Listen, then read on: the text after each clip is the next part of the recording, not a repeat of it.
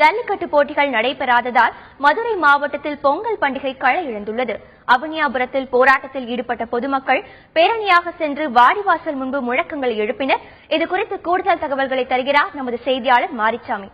வணக்கம் மாரிச்சாமி, அவனியாபுரத்தில் பொங்கல் பண்டிகை கொண்டாட்டம் எந்த அளவில் உள்ளது? மேலும் அங்கு பொதுமக்கள் நடத்தி வரும் போராட்டம் குறித்து விரிவா சொல்லுங்க.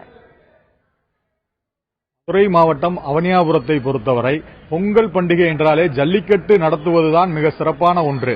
மேலும் இங்கு உள்ள பொதுமக்களிடம் நாம் கேட்கையில் அவர்கள் இந்த பொங்கல் அவர்களுக்கு ஏமாற்றம் அளிக்கிறது.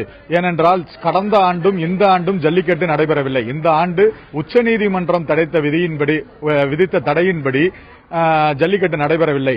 காலமாக நடந்து வந்த இந்த ஜல்லிக்கட்டு போட்டிகள் நடைபெறாததால் குழந்தைகள் கூட புத்தாடைகளை அணியாமல் தங்களுக்கு ஏமாற்றமான பொங்கலையே கொண்டாடுகின்றனர். மேலும் பெண்கள் அதிகாலையிலேயே எழுந்து புத்தாடைகள் அணிவித்து பொங்கல் வைப்போம், ஆனால் இந்த முறை நாங்கள் ஏமாற்றத்துடனே பொங்கலை கொண்டாடுகிறோம் என கூறி வருகிறார். மேலும் மாடுபிடி வீரர்கள், மாடு வளர்ப்பவர்கள் ஆகியோர் மதுரை அவனியாபுரம் பேருந்து நிலையத்தில் ஒன்றாக கூடி அவர்கள் ஊர்வலமாக புறப்பட்டு அவனியாபுரம் ஜல்லிக்கட்டு மைதானத்தில் உள்ள வாடிவாசலின் முன்பு கோஷங்கள் எழுப்பி பூஜைகள் நடத்தி வருகிறார்கள். இவ்வாறு தங்கள் எதிர்ப்பினை வெளிப்பாடாக தெரிவிக்கின்றனர். உங்களது தகவலுக்கு நன்றி மாரிச்சாமி.